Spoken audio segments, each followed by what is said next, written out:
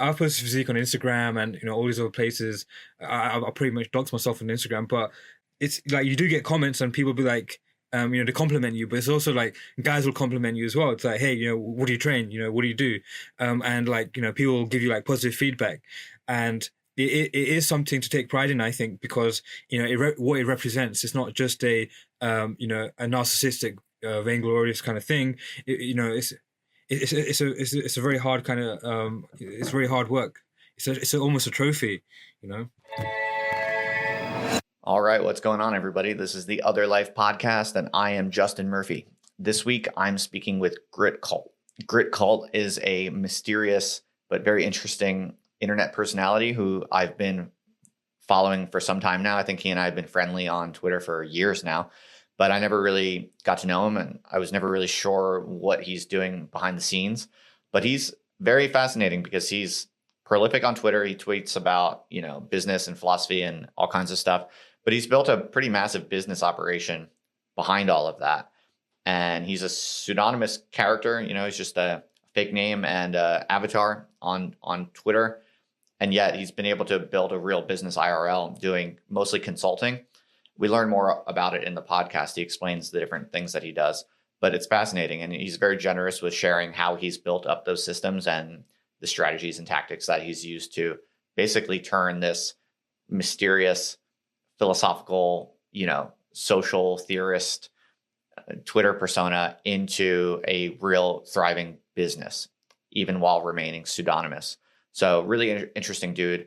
It was a really freewheeling conversation. We also went into many unexpected pockets. Like we had a long digression on whether or not men should post physique to the internet, like working out and posting your body. It was a very interesting debate. And yeah, we talked about a bunch of other things. I think you'll find this a very fun and illuminating and, maybe even inspiring podcast if you're interested in, getting more aggressive and creative on the internet to create different types of opportunities for yourself. He's a really good case study in that. I really enjoyed this one. I hope you enjoy it as much as I did. If you're watching on YouTube, please remember to like the video and subscribe to the channel. Many of you are not yet subscribed, so just a quick reminder, I'd appreciate it if you do that. And yeah, if you're listening on the podcast, on the audio feed, if you like this, I would really just appreciate if you leave a review on iTunes, or Apple Podcasts is what they call it now. That's one of the best ways you can help. All this content is free, so I hope you enjoy it. And those are the few little ways you could help us out if you want to. All right, folks, that's all for now. Let me get out of the way and we will get on to the show. All right, so we're here with Gritcult. Grit, I've been following you for many years now. I think we've been traveling in overlapping internet circles for quite some time. And I got to start with the question I've always been curious about. Where does the whole Gritcult phraseology come from? What's the background there? What does Gritcult mean? What does Gritcult mean? I've been asked that quite a few times, and the real answer, appeals to the answer that what people perceive in their own minds and heads.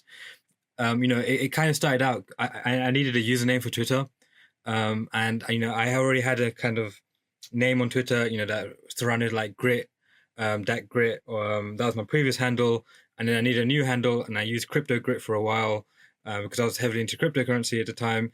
And then cryptocurrency, there was a bear market, and I was like, what's cool? Cults. And there you go.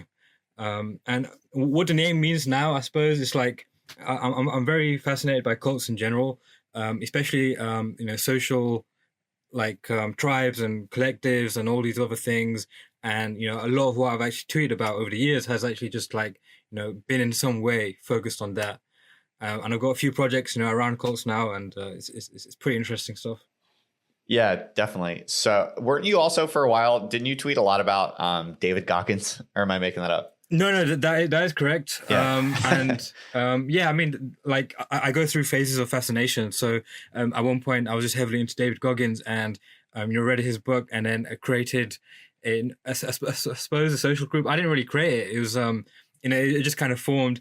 The group chat is still active, and people still do like Goggins cult stuff. And yeah, it was essentially just like doing very physical kind of challenges around Goggins. I'm not into it as much as I was, but that was a very, very interesting, funny kind of period, and a lot of them a lot of the things that came out of there were just inside jokes that me and like only like three other people, would laugh about. Right, right. I remember that phase of your writing and your fascinations, and I remember thinking, yeah, I've been following you for a while. I've always thought you're an interesting dude, and you write a lot of interesting ideas on Twitter. But I've been curious for a while to look under the hood and get to know you better and understand all the different things you're actually working on. So I'm excited to unpack some of that. So I know that you're an anon, so I don't want to not trying to dox you or pry or anything, but what can you tell us about yourself? What do you feel comfortable sharing? Any kind of basic data demographic stuff. Like, just give us whatever kind of portrait you can of who you are. Cool. I would say I'm not anon in the most like definitive term, like a dictionary term. There's layers, right? So you've seen me, other people know my real name, people like meet me all the time in real life through Twitter, and it's like, I think identity, I'm trying to keep as much as I can private and to myself as I can. But obviously there are like certain trade-offs. Meeting interesting people, you do have to reveal yourself, and they reciprocate. So what I can tell you about myself is, I went to an evening school. I studied economics. I used to make films, used to make fashion, pieces. I've worked in those industries. I want to get back into those industries, if I'm honest. I studied economics. I'm very fascinated by that kind of thought of, social organization, and, how ideas spread as well as money. So that's that. And then I've also spent a vast majority of my career and adult life in project management. So corporate management, middle management as well, and essentially essentially organizing groups. So and I think maybe you can call them a cult, but there's quite a lot of seemingly overlaps. Right. Okay. So I see you as someone who is an interesting example of this new type of person who can basically go on the internet, go on a place like Twitter, be really creative and prolific with just tweeting ideas all the time. And you can still be, kind of strange. You can still be mysterious. You can even be pseudonymous and have, this kind of interesting, mysterious personal brand like the one that you have. And yet you can still translate that into business opportunities. And I think you've done a very good job of that, but people might not have a good sense of the operation that you're running. So help us see a little bit more under the hood. Like, what is the business back end that your Twitter is kind of like a funnel for, and help us understand how the Twitter game translates into your consulting funnel, because it's basically a consulting business is primarily what you do, right? Okay, yeah, yeah. So there's two main ways to do this. There's there's normal mainstream kind of way. Obviously, it's not that mainstream because not everyone does it, but there is a huge amount of people on Twitter that use it primarily as a funnel to channel and grow their businesses. What they do is basically, they'll tweet value and they have a formulaic kind of view of things, and they'll have like guides on how to do this and all this other stuff. That's all well. I know guys that make a lot of money through that, and that is one avenue of doing it. What I kind of do and what it's a funnel for. What I kind of do is I focus on making high quality connections and networking. Essentially, like I really like, the biggest value that Twitter brings for me is the network. Someone like asked me yesterday, how much would you sell your Twitter for? And I'd sell it, for like at least 7 figures, 8 figures, mainly because of that Rolodex I've built on top of Twitter. So it's like I have access to. So at one point, someone reached out to me for essentially helping raise money for the Andrew Yang mayoral campaign, and that was just through my network and connections. And I was just on Twitter DMing people about, hey, I know Andrew Yang, do you want to meet him? Blah blah blah. So again, it goes back to like using it as a network, as a networking tool rather than a funnel. So I do have my own kind of businesses, and what my businesses are. So I have one major operation in project management. We've recently signed a huge client, and I've been doing that for a number of years. And I'm thinking about making some educational products, and because I have to do some training of some staff. So yeah, that's that. So there's project management, and then there's also this other side where I'm doing a lot of crypto consulting. And what I mean by that is working with cryptocurrencies, seeing if they need any specific help. At the moment, I'm hiring or trying to get people hired for a lot of crypto positions. So people come to be like, hey, I need a Solidity dev. Do you know anyone? I'm like, yeah, I know about 3 or 4 people. Boom, here you go. Here's the CVs. I just act as an intermediary. Usually, I don't really charge. I just want to see things happen. The other also interesting thing in how I personally use it is I'll network with someone. I'll try to get them on a call, or just see what's going on with their lives. And then if there's like certain overlap or I have an idea, I'll be like, hey, what about this idea? What about this project? And a lot of times that does spawn into other things, but sometimes it doesn't. But either way, I still find that networking aspect and learning about people very, very up there. Okay, that's fascinating. And can you say more tactically about how are you building these relationships on Twitter? Like, what are the tactics? I know, for instance, I'm in a DM group with you. I don't know if maybe one day you put me in that, but do you like make DM groups of relevant people who should know each other, and then you kind of facilitate that, or what kinds of things do you do specifically? Yeah, so that is one tactic I've been using. So if I want to learn about a certain subject, I'll make a group chat about it with people that are domain experts. So for instance, I want to learn about podcasting. I put you in there. I put Hermetics in there. Certain other people that have pretty successful podcasts, and then my learning curve is just reduced. And I just post questions in there all the time, or I post GM a lot. Good morning, in all the group chats. So yeah, that's one tactic where you're acting as a facilitator because you're providing benefit not for yourself but also all the other participants. You were asking questions in there. I remember other people were asking questions and answering. What's the best software? What tools should I use for this? So I try to find those kind of situations or try to foster those situations. Like people always ask me, what's the quickest way to grow on Twitter? If you want to grow on Twitter, put out threads.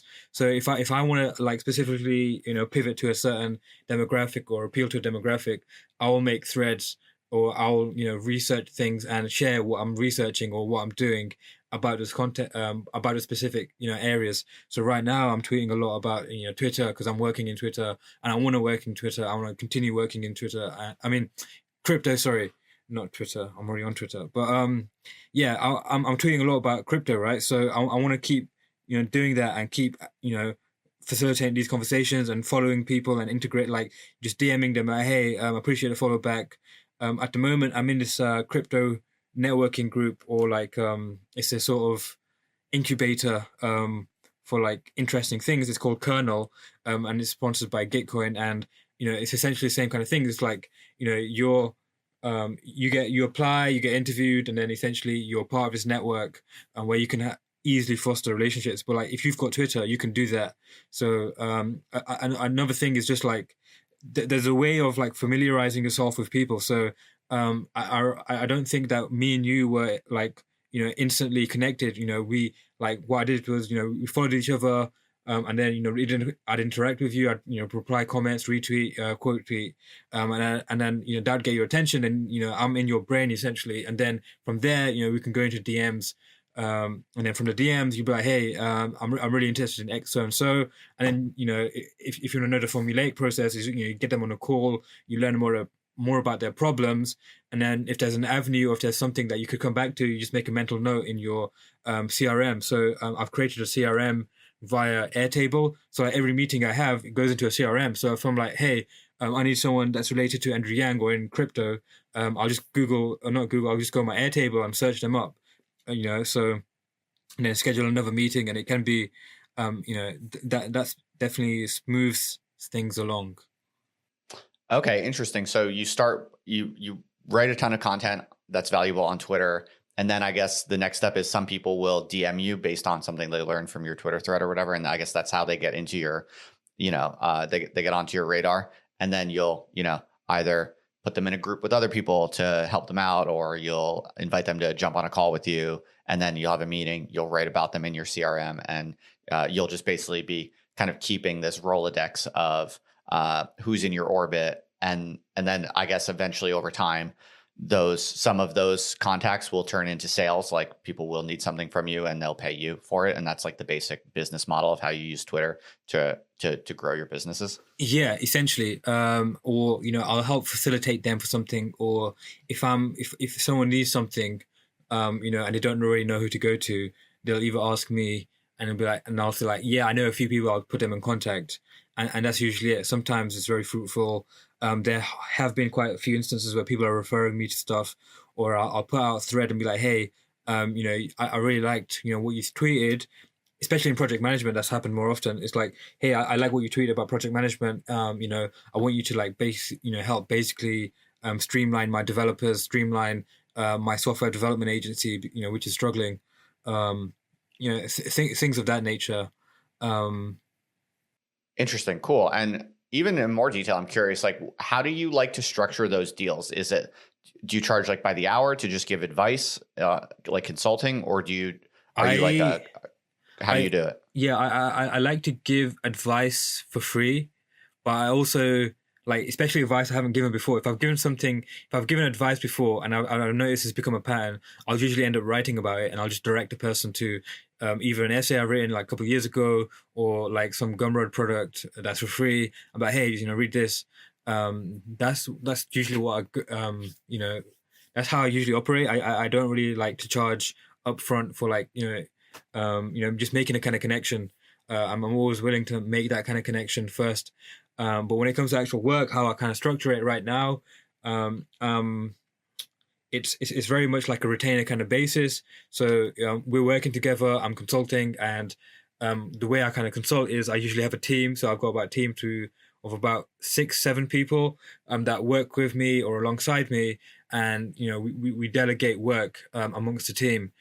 So that's why I can take on multiple clients, take on multiple projects, do a lot of other interesting side projects of my own, mainly because I have this like, huge capacity of work, through a huge team. So that's one kind of aspect. And what I'm moving towards is like packaged deals for more in-depth kind of things. So in project management, you kind of like have an entire project, and what I'm pivoting towards now, and we've recently signed a huge deal for, is essentially coming into like reorganize an entire organization.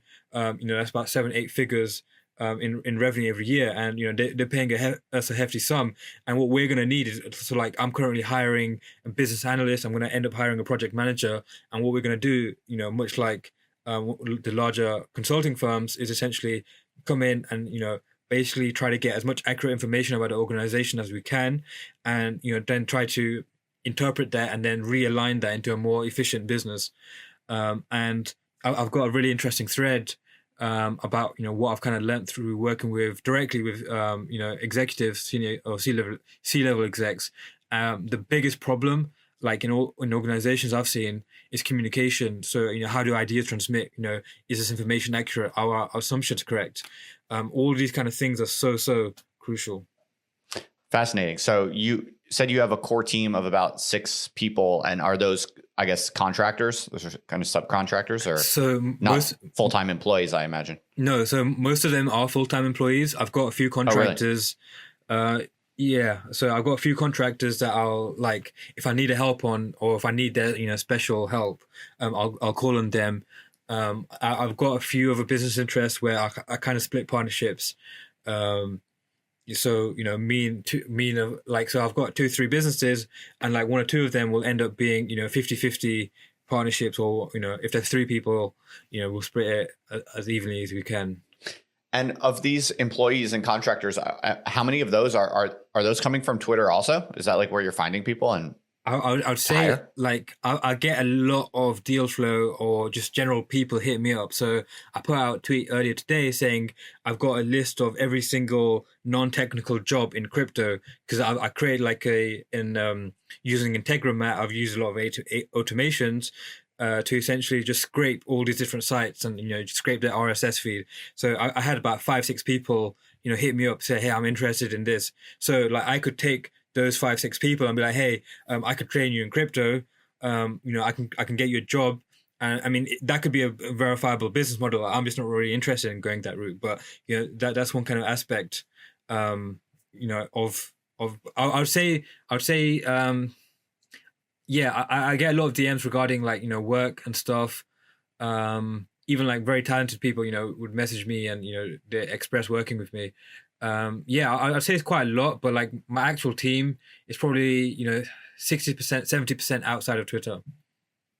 Okay, but is it remote, or are you working in the same area together? Remote, 100% remote. Okay, so how did you source together the rest of your team? So yeah, just posting out jobs, referrals, like job boards off Twitter. Yeah, so job boards off Twitter, or people I've worked with previously, through consulting or whatever. Gotcha. Okay, but I guess I am right though in my sense that Twitter is kind of like the center of gravity of everything you're building in a way, right? It like is your social public kind of like space in a way, right? Yeah, I'm on Twitter every day. Maybe that's unhealthy to some people, but it is a huge part of my business. So like when I'm working with some clients through that I know through Twitter, and there's quite a few. Like I'll just DM them. I'll give them updates through Twitter. Like I won't really use any other messaging service like Slack or Discord. I prefer Twitter because I can just get through all the DMs in one sitting. So yeah, Right. definitely. And also you weren't always into crypto. You made the decision not too long ago to just pivot into crypto and focus on crypto, which I think is a very wise decision. I'm curious though, that it seems like that transition must be almost completely through Twitter, I imagine, right? Yeah, 100%. I would say so. So essentially, I was quite heavily, tweeting about Twitter. I mean, tweeting about crypto back in 2017, 2018.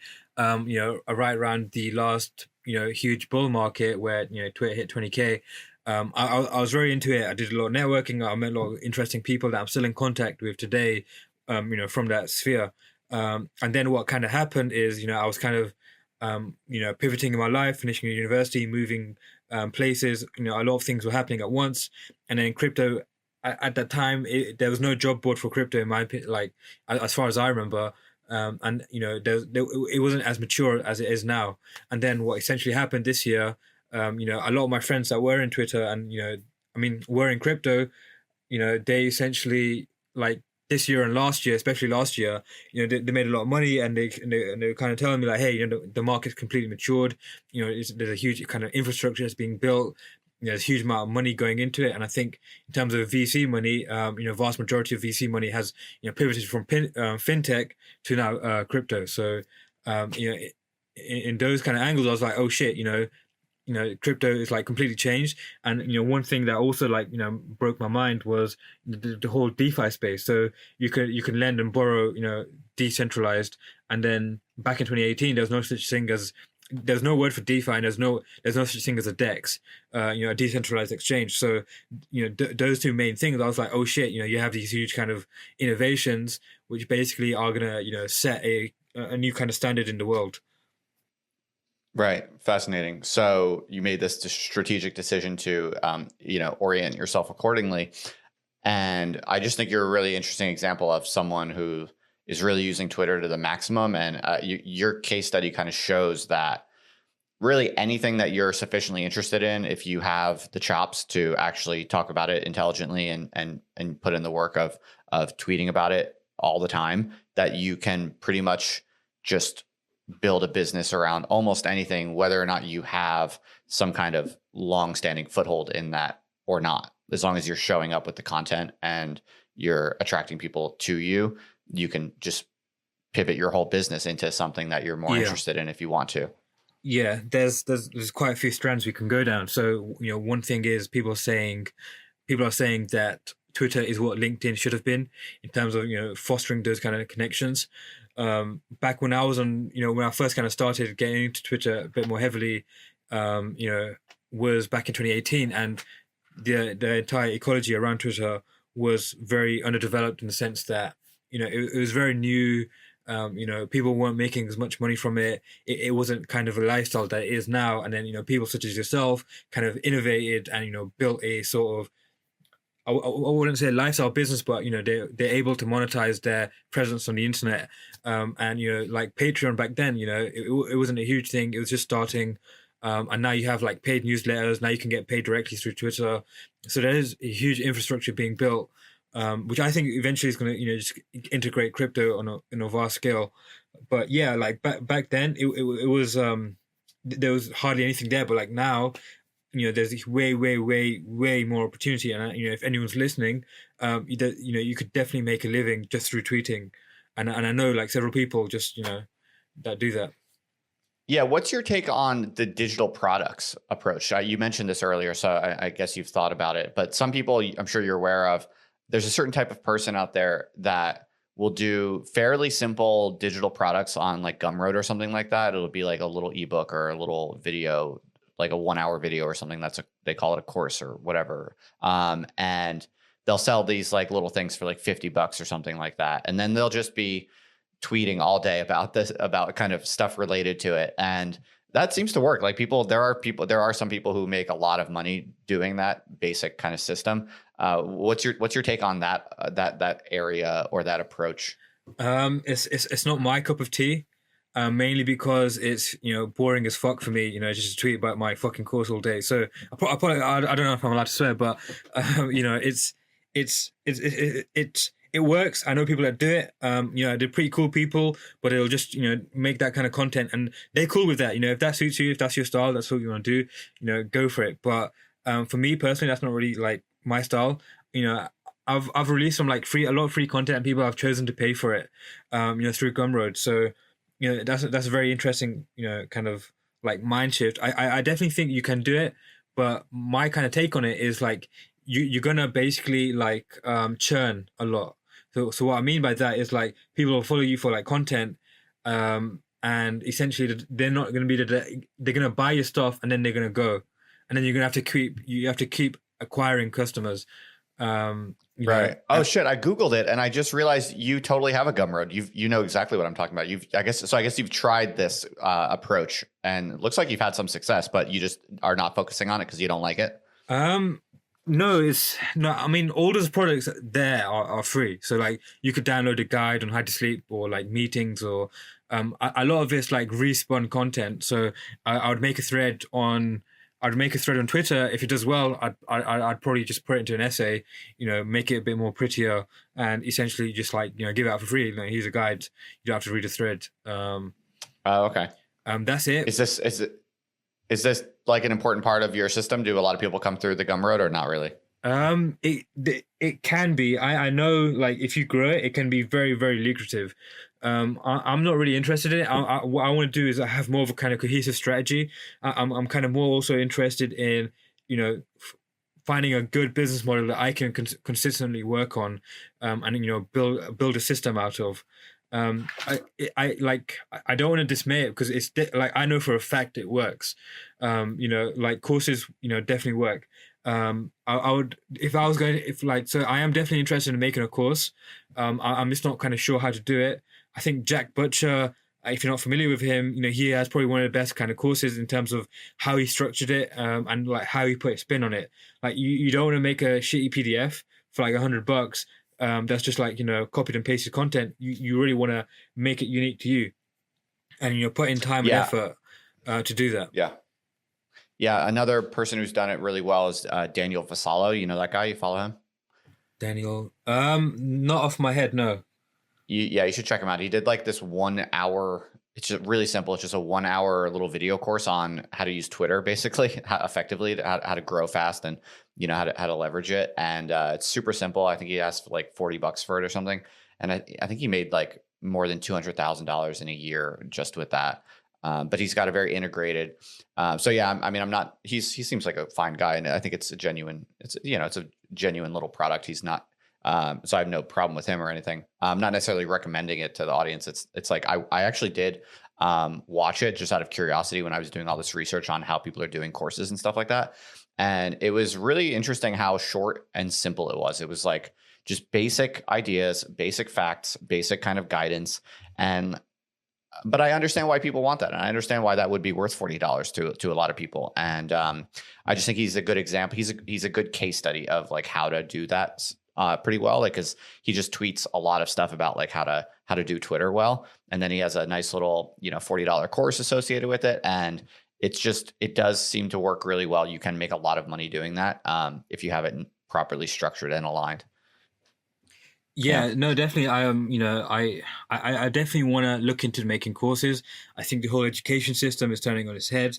And I feel as though like I do have things I can talk about that no one else can. So but the thing is, it's like I could have like 5 years ago I could have rushed to make a course, but like I wouldn't have felt ready. But now I've got way more experience. I'm very more confident in what I do, and I'm sure that I can deliver results in certain things. Right. Yeah. All right. Awesome. So let's talk a little bit more about some of your ideas. So I'm curious, other than Goggins, who else has been a big influence for you? Like, what's your kind of personal pantheon of thinkers or influences? I'm just curious. That's a pretty interesting question. So in terms of modern philosophers, I'd probably say Daniel Dennett. One of his kind of philosophies is on how the mind works. He's written extensively on perception, creating ideas, and this kind of led me to essentially memetics and abstraction by Kopezinski, I think his name is, if I'm pronouncing it correct, and essentially. Those two ideas combined are, I think, personally very powerful in the sense that ideas can travel, can transmute. Words are an abstraction of an idea, and in your mind, the ideas will be abstracted once again. Those are probably like my most kind of like out there ideas. In terms of like other kinds of philosophy, like I like to. I think Spinoza's up there as well, even though I haven't read him that much. And then a lot of postmodernism in the sense of like just how thought is transmuted throughout society and how it kind of shapes and all these different influences that shape our lives in various other structures. Like it's a mishmash, like it is for anyone. I think it's very hard to pinpoint. Right.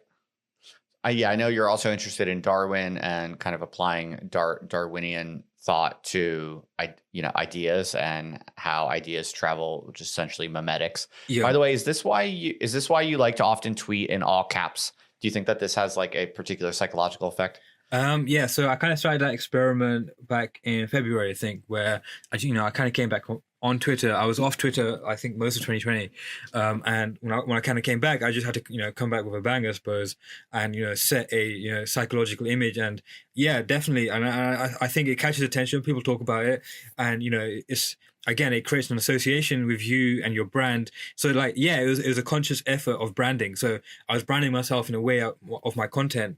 So I wouldn't say it's related to Darwin, but I'll definitely say it's related to like, the kind of style and brand I wanted to put out there, and the kind of stuff I was tweeting. It's not really easy to categorize in that respect either. Right. Totally. Okay. Okay. Makes sense. Makes sense. So let's talk a little bit more about some of your specific ideas that I've been interested in following recently. So I know one of your most widely shared Twitter threads is about pretty much lessons learned working with powerful people. So what are some of the key things people need to know when they're working with CEOs or just in general, kind of powerful people? So yeah, and I touched on this earlier. One of the most important things is being able to communicate. So you have to like everything that you do in a sense is a form of communication. So how you present yourself, how you speak, how you carry yourself, all these kind of things. It's a lot to think about initially, but like Patrick Bateman, you do have to take care of pretty much all these different aspects, and especially at the higher levels because there are like certain things like there's like a lot of doublespeak and there's a lot of politics right at the top echelon of corporate of the corporate ladder, mainly because it's so competitive, and the people that get to those kind of positions, as Peterson talks about, tend to be very driven. They're very like single-minded, and they don't really care if they don't do anything else in life as long as they just continue working. So with these kind of people, it's like they're constantly judging you and they're constantly like sizing you up. So like they'll be able to tell how old you are, how young you are by the way you kind of carry yourself or introduce yourself in these kind of environments. So some of the key takeaways are make sure you're beautiful. I tweeted that, and that did pretty well. And yeah, but that's exactly true. So if you got smelly breath and you're at a meeting, people are like, they may even comment on it, and they may actually put you down in the meeting as a sort of like, to try to peg you in your place. So yeah, there's all these kind of aspects. And then, being able to navigate, political waters is another huge kind of aspect that a lot of people don't actually, consider. And VJR or Venkatesh Rao, I don't know if you're familiar with him, but he was a consultant at one point, I think, as well. And he came up with the Gervais principle, whereby the people that make it up, make it up the corporate ladder and not exactly the most proficient in the specific technical task, because as you get up it becomes more abstract. In the sense, it becomes more abstract in terms of the information you're dealing with and the tasks that you're doing. So I remember back in one of my last roles was a person was specifically hired as a power play just to like put others in check. So he was basically hired as a try to create a reporting line directly to his boss, but like it didn't work out and he was fired after 5 months. And these guys were making a lot of money. So you know at those levels, it's more about politics. And one interesting example people bring up is Boris Johnson. He may seem very ditzy and not in control of things, but behind the veil, let's say, behind the TV, in politics, he's very good at making alliances with other politicians, and that's a very kind of interesting Machiavellian kind of case study. Right. Interesting. Is there not a kind of counterintuitive play though, where, because you said you should look beautiful and be clean and this kind of thing. Isn't there a kind of alternative play though, where people are kind of purposely disheveled in a way that signals their confidence in a way, right? Like there's this meme about, like Mark Zuckerberg, pitching his first fundraisers, in a hoodie and kind of disheveled, right? There's a certain kind of image that has kind of taken on a life of its own, where it's almost like if you rock up to the meeting with powerful people, a little dirty and disheveled, it's kind of like, oh, wow, you might be a kind of outsider genius, and it actually makes powerful people kind of respect that or be more interested in that. Is there anything to that, you think, or no? There is. And there's two aspects of it. One is a counter argument that it stems from Darwinism. So as we're like very biological creatures, we're like most of our evolutionary history has stemmed from the fact that we need to reproduce, and we have this need, and like there's certain like biases just inherently built in. Humans are not very rational, and that's again this is one of my like so-called big influences, is that humans are not rational, and we're essentially hell baked. Hell baked is an essay by Nick Land. I'm not sure if you're aware of it, where it basically states that Darwinism has shaped humans through the forges of hell, and a lot of our kind of evolutionary history is it's very brutal, right? So like on a deep fundamental level, Mark Zuckerberg at the end of the day is going to find his wife sexually attractive, hopefully. I'm not really privy to his personal life, but yeah, there's that. And then with the counter signal, especially with what Mark Zuckerberg did, is like there's this trope of like VCs wearing gilets and drinking all the same kind of stuff. So there's two aspects of that. So one is they're fitting in. So like if you're more likely to make relationships with people that are very similar to you, that's just the nature of fact. And the other counter signal is if you're investing in something and it's a really good idea, you're going to look for these outsiders that may provide some sort of insight from the outside.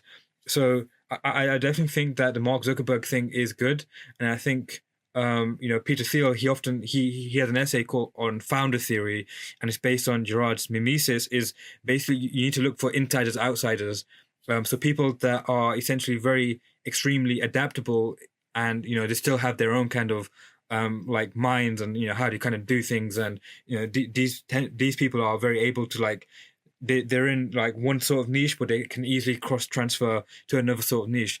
And I would make some caveats to that. So Mark Zuckerberg he's very typically as what you would perceive as a developer. He doesn't make he didn't really care about his appearance. He's wearing hoodies. He just code all night. But the thing is, there's like hundreds of those kind of guys that fit into the archetype. But now, if you look at him, he's more political. He's gone to a speech therapist. But the way he's speaking is very different. So there's those aspects, and then the other kind of aspect is like he's wearing suits now. There's videos of him wearing suits, and then obviously there's a recent video where he's got like a I don't know, he was like surfing or something. I don't know what the hell that was, but he's holding an American flag across the sunset. So again, like that was a pretty aesthetic picture, right? So it goes back to like the mean returns to beauty, I suppose. Fascinating. I love it. You've thought about this deeply. So, what about the young person who's listening to this and they're like, "Oh, this is so cool. I want to be like Gritcult. I'm gonna start tweeting all about I'm gonna start tweeting like crazy about the industry I'm interested in. It's gonna be in all caps." No, I'm just kidding. But they're thinking to themselves, they wanna level up and they want to have more ambitious goals, and they want to network with more powerful people, but they're just like a normal bloke, right? And they don't necessarily know how to carry themselves. They don't know how to, work on their speech. Like you mentioned, speech therapists in particular. Like, can you think of very specific things that your normal, average, like 20-year-old guy would do wrong with how they carry themselves, how they speak, their diction, the words they use? What kind of specific things for someone who's maybe interested in following your footsteps and pursuing your kind of Twitter-based strategy to grow power and business, value? Like what are some specific things that people generally do wrong and that they should do differently? So one of probably the biggest thing that people do wrong straight off the bat is to try to extract value rather than give value. So if you think about a rich person's point of view, they'll get solicited a lot. Right? So they're gonna get thrown with a lot of offers. People are gonna want their attention a lot, but their attention and time is very valuable. So you have to essentially provide more value, than what they would be doing alternatively. So if you're an interesting person, they're more likely to meet you. That's first and foremost. In terms of just like general behavior, again, it would be, it goes back to, like your tribes, right? So like people are more likely to associate with people that are very similar to them. There's a lot of people that are very flashy. They'll flash a lot of things, but all that tells me is that they are new to money. So there's a guy showing off his Rolex and being in a strip club, and that just shows me that okay, that's probably his first time at the strip club. So he decided to take pictures because it's probably a fond moment for him, right? So whereas a guy that's very familiar in those kind of environments, he would act as he's that's a natural environment. And so one other thing I'd say is like always like don't be naive in the sense of like being taken aback by someone successful. There's if you throw a penny down the road, there's like it might hit like 100 millionaires or something. They're very common people, but obviously the way they think is slightly different. And the reason why I say that is because I actually know people that have been taken advantage of by so-called successful people or rich people. So do have your wits about you, and obviously don't sacrifice yourself because someone is successful. That's the way I kind of carry myself. Like I've said no to a lot of people, and you always have to have that kind of self-respect. And going back, touching on that self-respect is the way you kind of carry yourself. People will be able to tell you. People will be able to tell if you're a bit wet behind the ears, or if you're very new to the scene, just in terms of like spending habits, the way you kind of carry yourself. If you're if you're not taking care of your how you present yourself, or even if your skin is like dry and crusty, and if you look run down. And this is an interesting point. One of my business partners mentioned. He said like you can tell how rich people are by like the nature of their skin tone, and not skin tone in terms of color, but like how vibrant and healthy it looks, because they have the time to like moisturize it, or take vitamins and stuff. So these very small aspects come into play. Obviously, people are not going to be as upfront as that, and people are going to be like, "Hey, I accept everyone, I love everyone, blah blah blah." But reality is very different. Okay, fascinating.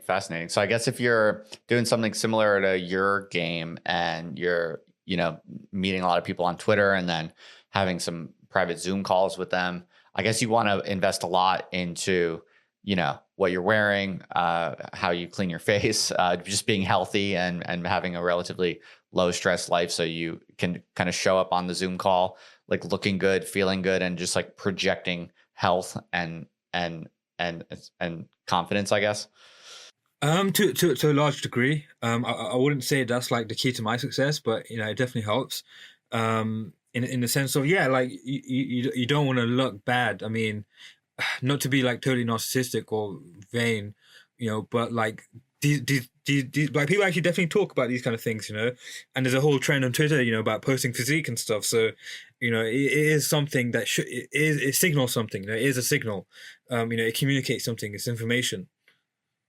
Right. Yeah, no, for sure. Do you think that men I have very mixed feelings about men posting physique. It feels like I've never done it. But I do wonder, to me it feels vain. That's the main reason I don't do it. I mean, I'm not judging it, other people's hustles or personas or whatever. But to me it's like it feels vain, but I do wonder if actually it has a high ROI. That if you actually just are constantly posting physique, and assuming of course you have an above average physique, like do you think that actually, if you're a man, that actually gets you more follows, more respect, more deals, more opportunities? Definitely, 100%. If you want to get more Yeah. followers, get jacked, and start posting, bro. I'm not. That's fascinating because I think it's obvious for women, right? It's obvious that hotter women get more followers, more, replies, more everything. Basically, everyone wants to, connect with hot women. I So no, if you're a hot woman, no, like there's a whole sexual angle to that as well for men. So like hot men get more followers as well. Women are very sexual. that makes sense. Like no, definitely, and I mean it's not just about like how you look and how you present yourself. It's also the other kind of signals that you have the time and consciousness to actually work on something.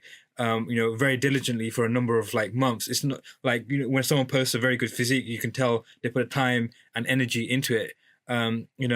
And like on that aspect, there's a whole like sort of dedication attached to it. So same with like sports and MMA. It's like I don't really follow like football. I follow MMA probably the most, but like um it's all about what I really care about in those kind of spheres is like the kind of mindset it takes to work diligently on something that's going to cause you pain in certain ways for a very long time. Yeah, interesting. Because sometimes when I see men posting physique, I'm kind of like, I just feel like it's kind of lame. Like I kind of look down on the person who's posting physique a little bit. But now that I'm thinking about it, if I'm being honest, maybe I'm just jealous or resentful. That's all there is to it. I don't know. No, I think culturally there is like a sort of resentment built into society. I'm not saying you're resentful, but there is like this need for like to constantly push down people, I suppose, in certain respects. And like when someone posts a physique, it's like I post physique on Instagram and all these other places.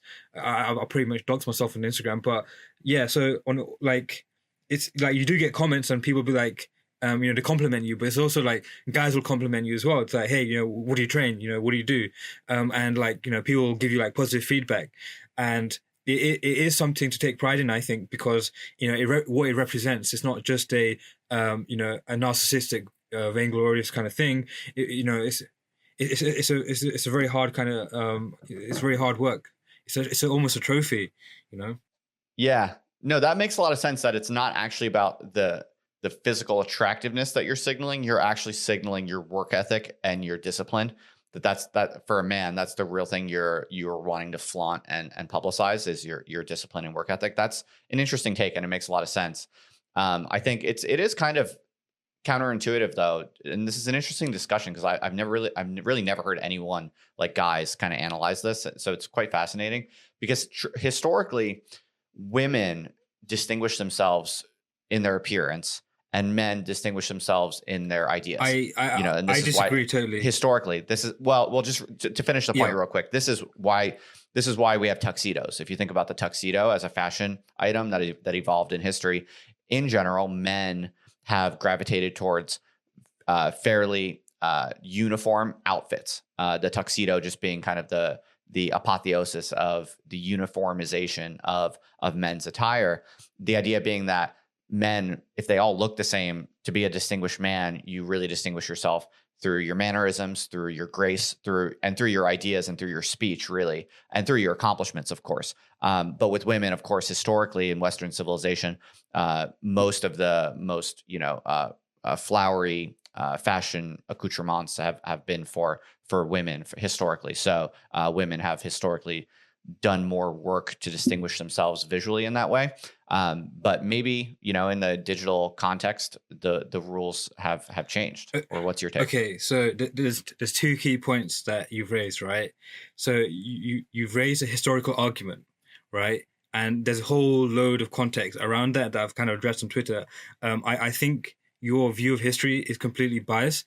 I'm very anti-history in the sense that a lot of history is very selected. Like who you read is going to be biased. Like they're going to create a narrative. So like you're saying there's a historical narrative regarding things, and you're calling it a fact, and then obviously we can go into the memetics in terms of what's a fact and what's a perception. So like, and the second point is like if you look at fashion, and I'm very interested in fashion because it's a very fast and cutting edge way of not only Darwinism, like because like fashion is one of the most like creative fields in terms of like you have to innovate so quickly and so rapidly every season, right? So there's that aspect, and then the other aspect is that historically fashion men have peacocked, and peacocking is a very very ancient kind of phenomena, and it's not only in humans, it's a Darwinian thing. So again, like people posting physique on Twitter, it is a form of peacocking. But again, historically men have also shown off their physical appearance like the dandies in the Victorian ages, and then if you look out throughout Western civilization, the specific examples that you've kind of mentioned, there's like ancient Greece where like you can look at all the statues. And then if you look at Rome, and I really like talking about the Roman Empire, because they had this whole kind of like aspect around vanitas, and then like how visual things influence your daily thinking. So like they had memento mori as well, but like they took huge they went to huge lengths in terms of like looking after their appearance. So like I don't think that's an accurate assessment of that. And then I mean again, like going back to like Darwinism, it doesn't make sense. So humans have to kind of compete on sexual reproduction, and you can't really ignore that aspect either. Yeah, no, those are interesting counterexamples. It's an interesting question for sure. I don't pretend to have the final word. So it's a good line of inquiry. I would like to hear or see a more fully integrated theory of whether men should post physique or not. Like, I wonder if there's maybe just some groups of men among whom you would not excel to post physique. I suspect there's still some maybe pockets in the older business world that would see your physique on Instagram and think this is a vainglorious fool. No, so I don't want to work with this guy. So You don't think? That's an interesting perspective. So there are some people that'll be like, hey, this guy's a jackass. But if you look, so Elon Musk, he's probably on TRT. Jeff Bezos, he's probably on TRT. So like these guys are working out, right? They're physically bigger. They're more muscular, and like but they don't post physique. Yeah, it's kind of specifically about posting physique. If you're at a beach, yeah, then cool. But if you're specifically taking a bathroom shot and you're a CEO of a multi-million-dollar company, I'll probably double think that.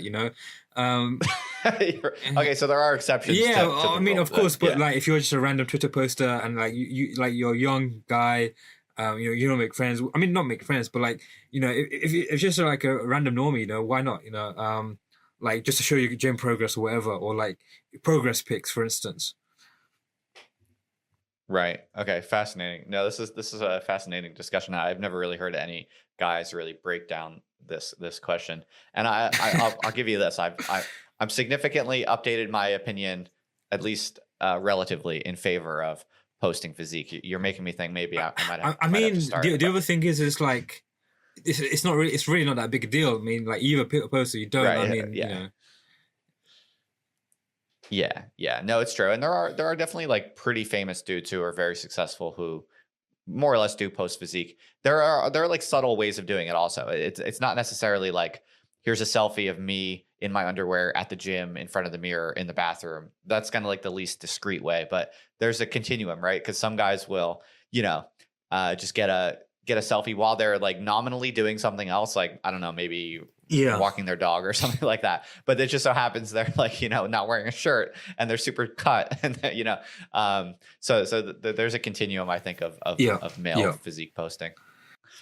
Okay, fascinating, very funny. So let's talk a little bit more about this kind of corporate culture that you have some interesting takes on. You've been pretty successful in the business world, both in the traditional business world, but also navigating the new forms of fluid businesses built through Twitter primarily.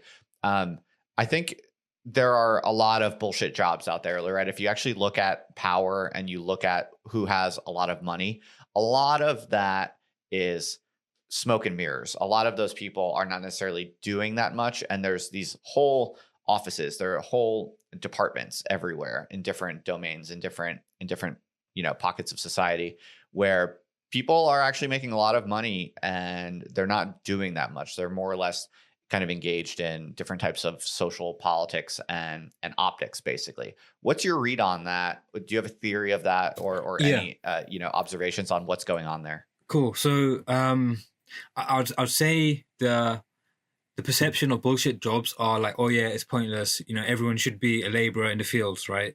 So like that's a common take I see quite often, and I think it's quite misinformed, mainly because they don't know the complexities of running a giant corporation. So in an ideal world, everyone will be 100% efficient, and provide value. That's just not going to be a fact, mainly because humans are their productivity goes up and down. So that's one aspect. The other aspect is in terms of information. So if you're a CEO of a company, how do you make decisions? So you rely on your team to provide you information, and a lot of times like all throughout the the funnel, so you'll have the people on the ground, and then like all just the information just gets funneled. So a lot of times what ends up happening is the CEO does not know anything that's happening on the ground. So like that's why you see like Elon Musk being hailed as a hero in some regards, I suppose.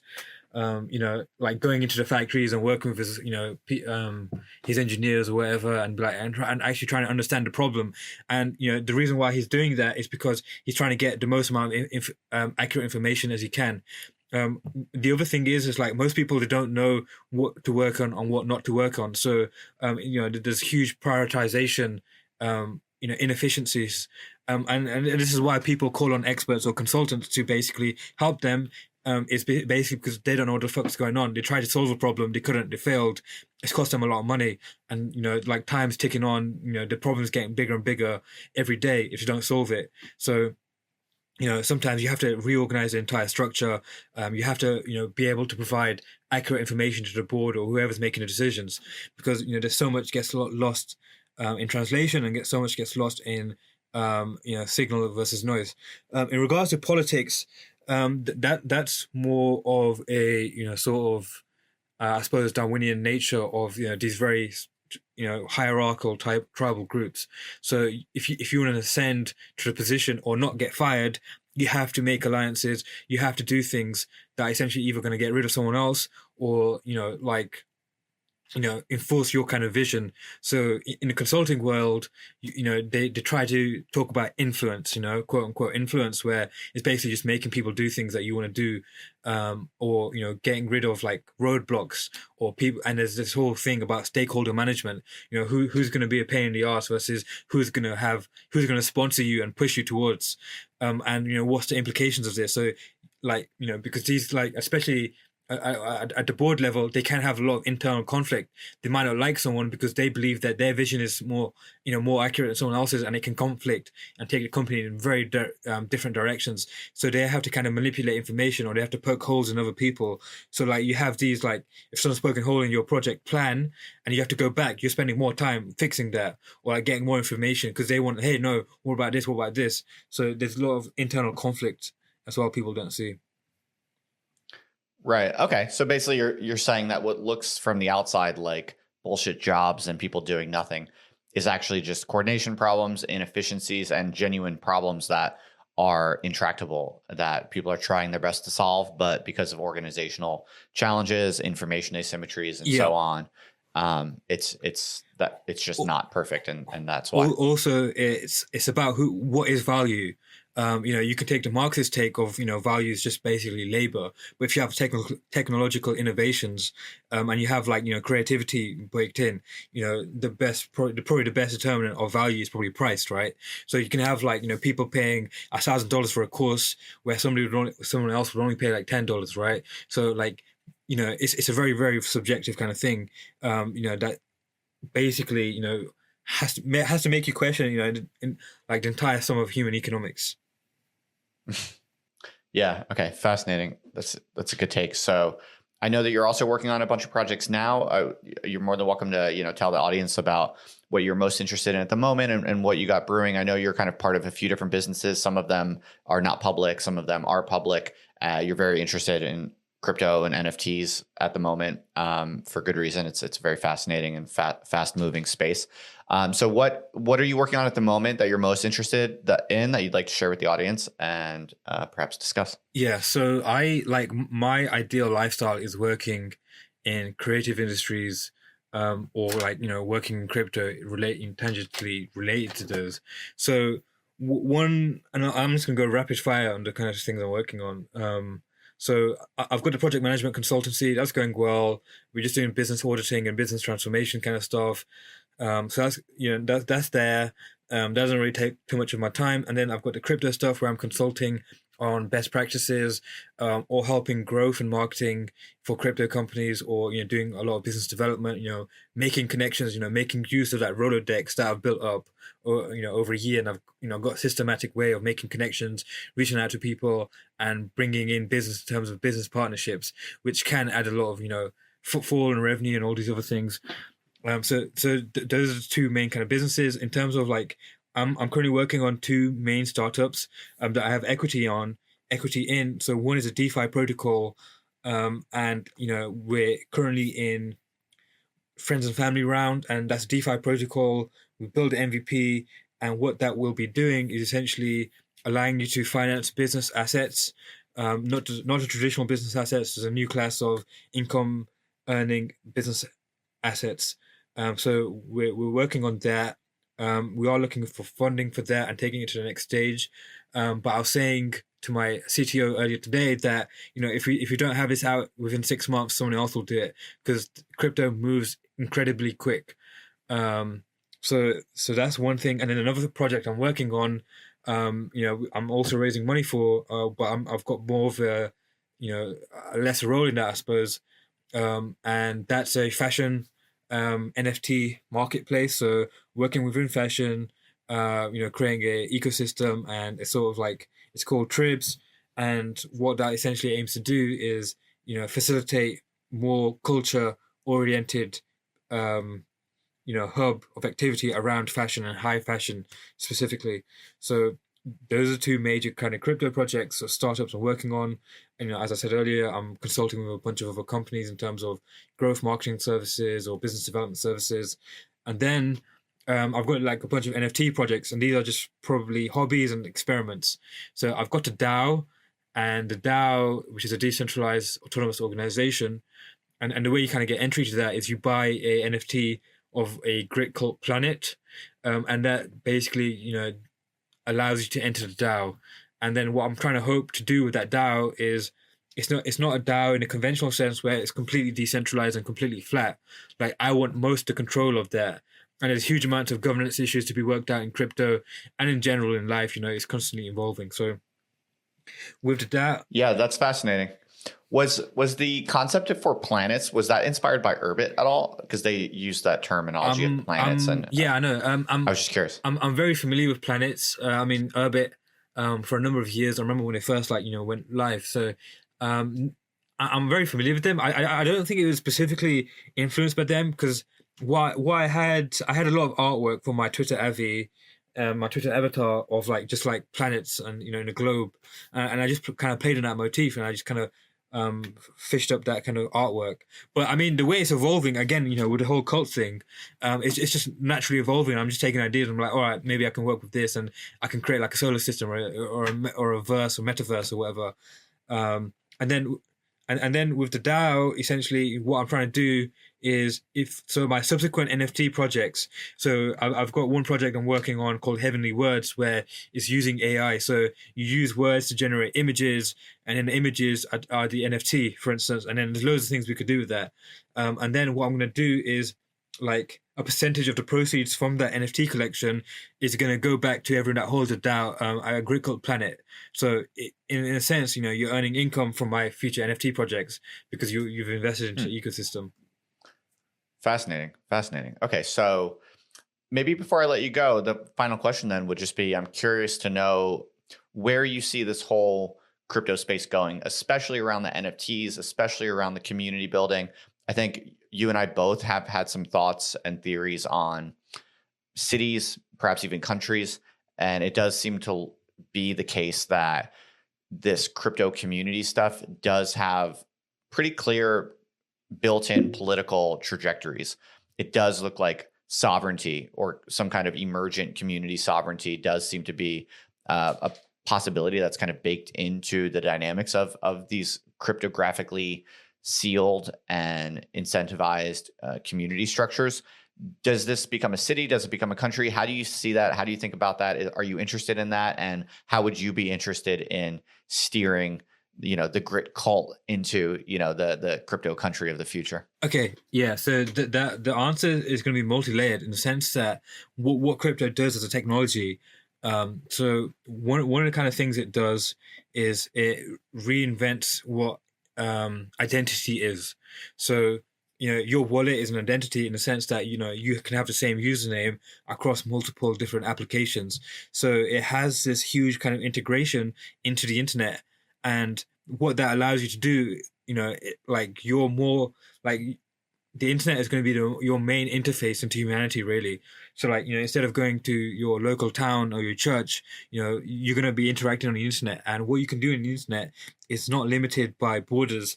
And then, in terms of identity, so there's an interesting analogy that people give is that, because you're holding Bitcoin, versus you used to be holding dollars, you're more inclined to be economically aligned with Bitcoin versus the United States.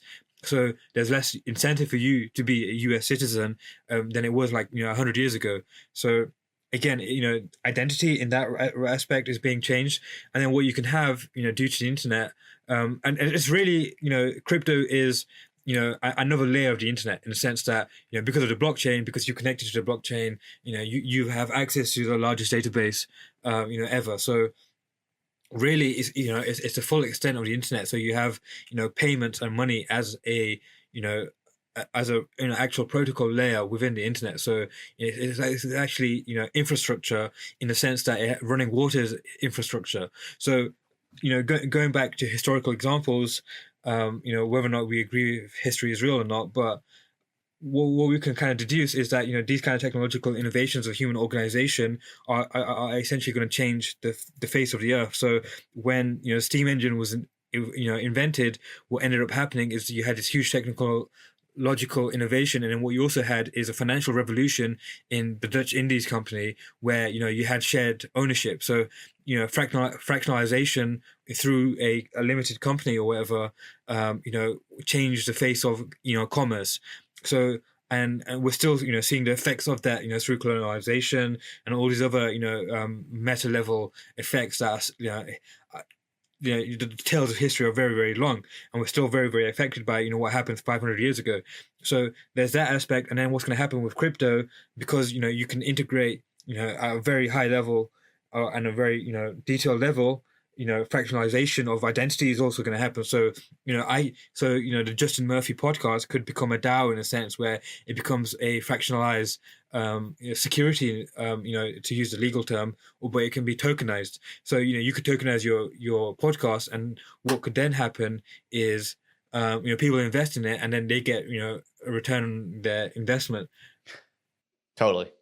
Now, shout out to I already have an ERC20 token, which I'm just experimenting with. Shout out to the life holders out there. Money sign LIFE. I think we have like something like a few more than 100 holders of life out there, but I'm just experimenting with it. And the problem at the moment is regulatory uncertainty. So I'm not really doing that much with it because I'm afraid it's going to get called an unregistered security. So I'm just at the moment just kind of giving it away to people and thinking about how to use it because the regulatory environment is not a very it's not a very comfortable environment to really invest hardcore in building out that infrastructure yet, is my view. Yeah, so I mean, like, the effects of crypto are pretty understated. A lot of people say it's going to change the world, but how is it going to change the world? It's basically going to reinvent all the institutions in the world. It's going to make the world probably. It's going to increase the living standards of the world, mainly because money and capital can be reallocated a lot more efficiently, a lot more effectively, and a lot quicker. Like I pay one of my team members in crypto. If I paid them via PayPal, it probably cost me like $20 more. Where I can just pay them instantly in crypto and it'll be very quick and very cheap. So there all these different aspects. But what you're also seeing is like I'm currently based in the UK, but like I don't see myself living in the UK in the next 10 years. I want to relocate, and because I have this detachment from my income and geographical location, I can basically relocate to the most tax efficient or the most appealing place to live. So and we're kind of seeing that with Americans as well. A lot of Americans are expats, and they're moving across the world. So you're gonna have like you're gonna have a competition in governance as well. So like more and more states. So like people are moving to El Salvador basically because they recognize Bitcoin as a legal tender, which is going to foster more people moving there. So and that's just going to increase over time. So there's all these different aspects that come into play. And regarding like where I kind of see it going in terms of Gritcult, what I really want to do is just kind of create a network and just be able to like work on very interesting projects. That's what really motivates me. Is the ability to work on interesting projects and meet interesting people. I'm trying to work on a documentary around crypto as well. That's very nascent. Talking to a few companies. But yeah, I mean, there's loads of like implications, but it's going to affect how humans organize themselves on a very large scale. That's never been seen before in history. Totally agreed on that. I'm pumped for it. So dude, this was awesome, man. Thank you so much for jumping on here with me. It was a pleasure getting to know you better and, getting to kind of look under the hood of your operations and how you've built your businesses and how you think about various things. So this was fun, man. Thanks for sharing your time with us. No worries. Yeah, I found it really enjoyable and it's been a pleasure. And I've been a fan for a number of years, seen your journey as well. So very, very exciting time for me being here. Oh, right on, man. I appreciate that. Thank you. And I'll put links to all your projects that you mentioned in the show notes. So if people want to learn more about what you're doing, they could just go to the links in the show notes and people can reach out to you if they want to. Hey, thank you so much for listening to the podcast. You made it all the way to the very end, so you must really like the show. In that case, I would be super grateful if you'd be so kind to leave a review on Apple Podcasts. All you have to do is go to otherlife.co/review. That's otherlife.co/review. And it'll send you an Apple Podcast. Just leave a review. You can be honest. Tell me what you really think. I'd really appreciate it because it'll help other people find the show. And I'm really trying to grow out the podcast. So thanks for listening and thank you for leaving a review. I really appreciate it.